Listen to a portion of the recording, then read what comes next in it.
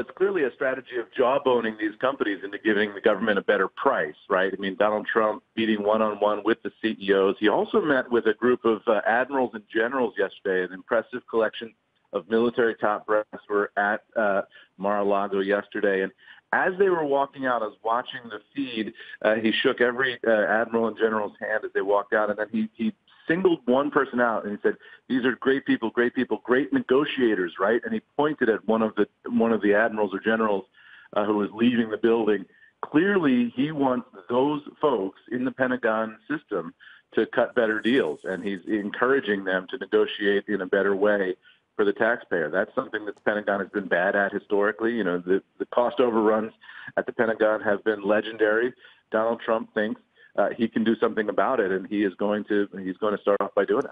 All right, so Eamon, we've also got news that he's kind of putting together some more top lieutenants for his overall cabinet scheme, and it involves Carl Icahn, a billionaire investor, a man who's been supporting him for the better part of the last 2 years. Also, Peter Navarro on the trade side of things. Take us through the play-by-play. What is he hoping to achieve with these types of appointments? Well, with Carl Icahn, you know, you get the sense that what Donald Trump is doing here is putting some sort of official window dressing around the role that Icahn already played with Trump. Obviously, the two men are very close. Trump relies on him for advice and counsel. He was an early supporter of Donald Trump, also a billionaire. Donald Trump very much respects that and his business accomplishments.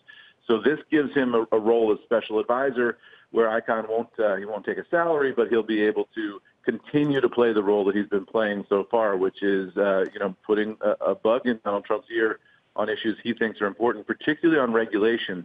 Now, the danger for the Trump team in this Icahn pick is just this conflict of interest question, which continues to swirl around the incoming Trump administration. If Carl Icahn is giving advice on regulatory issues, I think a lot of people will want to know what advice is he giving and how does that impact Carl Icahn's own businesses. He has a host of businesses which would be impacted by regulatory decisions. So is he giving advice that lines his own pocket, or is he giving advice maybe that does the opposite, that causes his businesses some discomfort, but nonetheless is good for the country? Good point, Eamon. Here we picked a quote from Peter Navarro, who has been a guest on CNBC. He's a known economist and a published author. His big famous book, Death by China, I think is very relevant here to his new appointment as the head of the Trade Council for Donald Trump. Here's a quote. Oh, yeah. Just to give you a sense of what we're dealing with here. Here's the quote from the book. "If money is the root of all evil, then China's manipulation of its currency, the yuan, is the tap root of everything wrong with the U.S.-China free trade relationship. For more than a decade, chronic U.S. trade deficits with China have dramatically slowed America's economic growth rate and spiked our unemployment rate. Yet it would be impossible for China to keep sucking the lifeblood out of the American economy without its fangs of currency manipulation." It's not, look, it's pretty widely recognized that in the past, that China has manipulated its currency to try to keep it lower, to keep its exports chugging along. This is some pretty tough talk, and I just wonder if it indicates that Trump is going to be even more confrontational or is really gearing up for more of a trade war with China than the market and than companies expect. Yeah, I think this is going to be seen in Beijing as a real poke in the eye from the new incoming administration.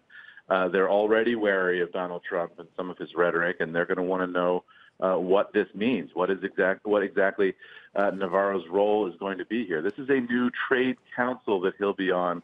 This is not something that we've seen before in previous administrations, and it's a signal that Donald Trump is raising trade to a very significant White House level of influence. But, you know, what exactly will Navarro advocate here? The Obama administration, you know, has been very wary about naming China as a currency manipulator and for fear of provoking a Chinese reaction. Well, now we'll see whether the Trump administration goes through with that and what kind of Chinese reaction we get. It could destabilize relations between the United States and China in a bad way, or, you know, as Donald Trump is hoping, it could be the kind of thing that resets the relationship on terms that are better for the United States. Hey there, thanks for checking out CNBC on YouTube. Be sure to subscribe to stay up to date on all of the day's biggest stories. You can also click on any of the videos around me to watch the latest from CNBC. Thanks for watching.